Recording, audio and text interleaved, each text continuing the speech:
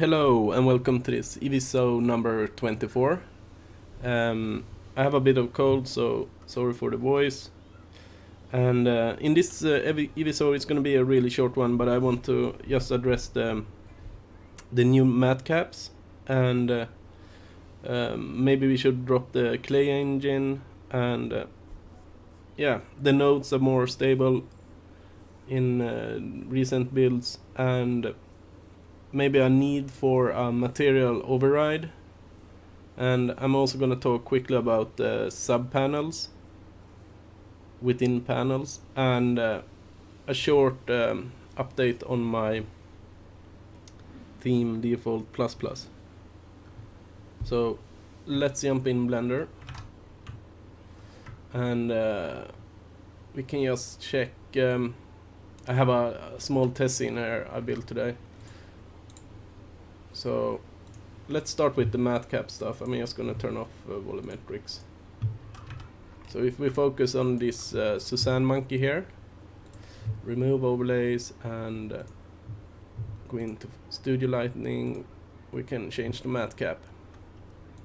So there's an open contribution for Matcaps, and a lot of these are really pixelated, and yeah, I cannot not use that many of them. I usually use this one or the normal looking one, the normals, but I think they should actually drop most of them and try to have Blender shipped with maybe only 4 or 5 by default factory setting, and then you can add your own, download or create your own as you go, because these are quite too many that you don't use, or I don't use them yet, at least.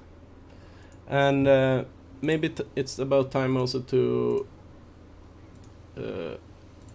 remove the clay engine, because everything you can do there, or most of the stuff now with Matcaps and with a cavity shader, I don't see the need for the clay engine anymore. But what I do see a need for is maybe if you have a scene like this and want to test lighting, you might wanna be able to have a set up your own clay material and have a material override, and it could actually be here in the render settings. So you have a checkbox, just override and set the material itself. So you could actually have something like yeah, something like this, or even actually more like this, that it's just every object is using one single material, so you can check lighting and stuff. That would be really nice. And let's check out, I'm just gonna set these guys back, and let's check out sub-panels. So these are the new sub-panels. I really like them so far. I think it helps organize, and this tiny bit difference with a bit darker background to the panel helps you. It helps you it helps a bit with the structuring, but my main issue just now is that it has a bit of weird padding or margin. As you can see, everything is a bit shifted to the right. So yeah, if they can remove this weird padding over here, so it's actually aligned with everything else horizontally, it would be perfect. Another thing regarding subpanels is that these small plus signs here, usually you just set up your material with nodes, or I do it usually. So, but all these pluses indicate that you have a extra level of in the node tree. So I think subpanels would work perfectly here, because if you expand one of these to check out the node settings, it's kind of mixes and blends with all the other settings, and after a while there's just a huge list with no organization or distinction between them. So yeah, sub panels would do really great here actually. And yeah, if that was addressed, it would be perfect. And maybe remove the clay engine, as I said, and have a material override so you can check lighting towards your own clay material. There's a lot of other stuff happening, like here in overlay you have now a lot of settings that were missing before but are now back, so that's kind of nice. And now just a quick update regarding my before.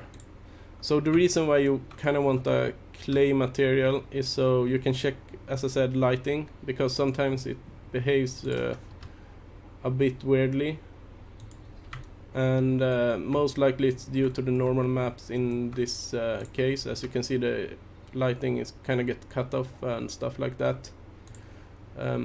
On this single point light, you can see it's not behaving correctly, and then being able to switch at the renderer to clay scene, I think would help you out a lot. And yeah, regarding default plus, I'm keep working on it while I do these test scenes, and I've added a lot of like trying to make it more clear and have all the inputs a bit high contrast, and all the buttons and menus a bit lower contrast, but still they're gonna look like buttons that are clickable. There's a couple of other things I did, like for all these toggles, not only checkbox, I've added a green accent color to easier see whenever you have something toggled on or off. And I also added it here when you have a fake user for a material, which make it easier to see that it's a fake user, or the fake user is on. Actually should be on that one. So yeah, that was a quick update about the new stuff we've seen in 2.8. I'm gonna keep on working on default plus now, and keep on the good work with Blender 2.8. I would really see sub panels being worked on a bit more, and I think they can become a really great UI feature if they are implemented in more places. The material was just one example where I think it could help with a bit more organization and just this visual distinction between the sub panel and the rest of the panel and stuff like that. I don't know if it's feasible, but it would be really cool. So that's it. I'm gonna try and recover from this cold and keep on blending.